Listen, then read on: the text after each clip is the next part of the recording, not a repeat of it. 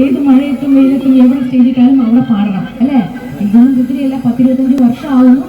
എന്നാൽ ഇത്ര വെയിലത്ത് കുറെ വർഷമായിരിക്കും ഒന്ന് ഒലിച്ചു പോയിട്ട് മനസ്സിലാവാതിരിക്കും. പിന്നെ അപ്പൊ ശരി, പെട്ടെന്ന് തന്നെ പോയേക്കാം. അല്ലെങ്കിൽ ഇവിടെ നിൽക്കുന്നവരൊക്കെ ലാസ്റ്റ് കരിഞ്ഞ് നിൽക്കുന്ന കാണാം. ഈ തവലയൊക്കെ ഉണങ്ങിപ്പോകാൻ പോവോ? ശരി, അടുത്ത നമുക്കൊരു കാര്യം ചെയ്യാം. എല്ലാവർക്കും